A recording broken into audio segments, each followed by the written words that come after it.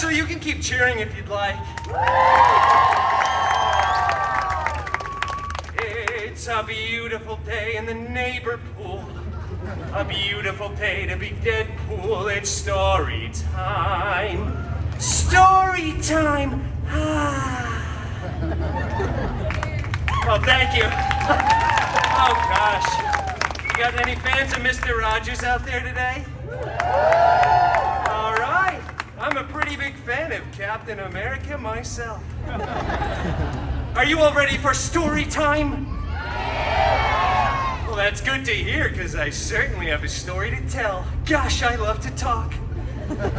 Today's story is a beloved bedtime classic, mashed up with a very profitable licensing agreement. You guessed it, it's CinderPool. All right, thank you so much for cheering. Wow, a couple of CinderPool fans out there. Well, now that I've got these reading glasses on, I can see all of your beautiful, shining faces. Well, that doesn't work. Okay. Who needs a lamp anyway? All right. Look at these adorable pictures. Oh, look how cute Dogpool is. Little Mary Pup shut. Oh, thank you for clapping, child. I scribbled these myself. Once upon a time. You know what? It just feels wrong when I'm doing it with myself. Why don't we all say it together, shall we? 1, 2, 3. Once upon a time. See, isn't that so much more fun and interactive when we're all in this together? For those of you that didn't participate, get your head in the game. Ahem. Anyway, upon that time, once, CinderPool lived in a big mansion with his shiny-headed step-professor and a bunch of hideous step-mutants. The biggest one, Colossus, was always making up stupid rules that no one cared about. Like, please stop labeling other people's food in the fridge with your own initials. And for the love of Feige, stop hanging your underwear from the ceiling fan. How else am I supposed to air that out? Well, anyway. The other main step mutant, Negasonic Teenage Warhead, such a cool name, was always just texting and rolling her eyes. They were both super jealous because CinderPool had a much, and I do mean much, larger fan base. Yeah, they don't call this story time with Colossus now, do they? One day, an expendable non-union extra came running across the mansion grounds, screaming. King Thanos was planning the biggest battle of Phase 3. The last truly relevant phase. CinderPool desperately wanted to go to this big battle, but Colossus said, no. Too dangerous. CinderPool don't know how to be part of team. And then Colossus ripped up CinderPool's nicest costume before Negasonic Teenage Warhead, again, such a cool name, made it explode into a million pieces with her mind powers. And then popped her gum. So Gen Z. On fleek, Sigma, no cap. CinderPool was very bummed and felt very vulnerable and exposed. Minus 100,000 aura skibbity Ohio Riz, if you will. I don't really know what any of that means either. Then he ran out onto the mansion grounds, was stumbling for dramatic effect. Hello there, camera. When suddenly, a big, strange, sparkly circle appeared. And from out of that big, strange, sparkly circle walked out CinderPool's very airy god mutant.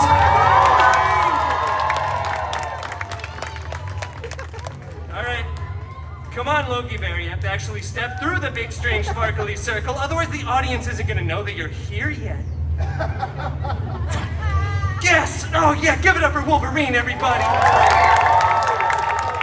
Oh, this is so exciting. Wait, where's your cardigan? I made you a matching cardigan, Wolfie. I shredded that. Wow, that wasn't very demure of you, Loki Bear. Not very mindful at all, actually, but that's fine. We can continue. Oh, very hairy god mutant Wolverine! I desperately want to go to this big battle, but my mean step mutants vaporize my costume! Shut up! Growled Wolverine lovingly. What?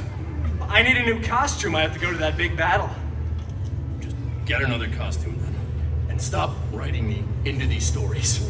Okay, well, after that very sage and somewhat Australian advice, CinderPool headed off to the wardrobe department to get a freshly laundered costume, and then went to the big battle. CinderPool did miss most of it, though, because he stopped for some delicious chimichangas along the way. Yeah, you know, priorities. But rest assured, when CinderPool got there, the Avengers were still winning. Captain America looked so cool and so ruggedly handsome in those pants. Oh, I love Mr. Rogers. And meanwhile, CinderPool's fairy hairy god mutant Wolverine was... I'm going to Pim's. All right, yeah, Pim's Test Kitchen. That honestly checks out. Thanks for coming, Loki Bear.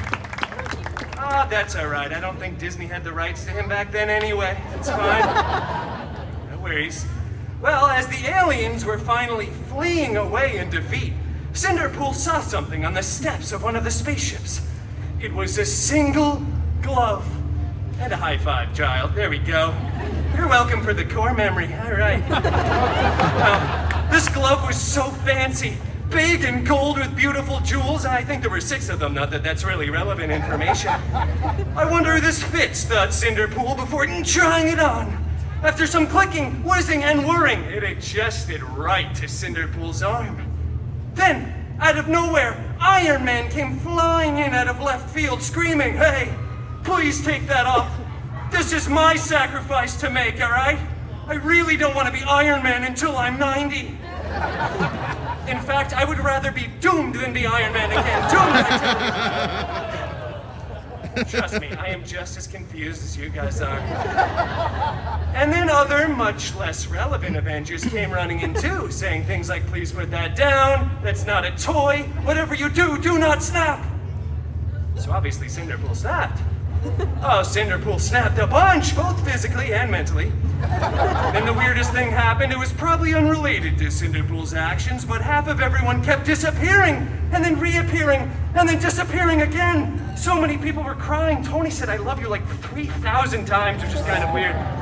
But eventually, everyone did come back. Well, everyone except for those that text and call during a movie theater experience. We didn't want them back.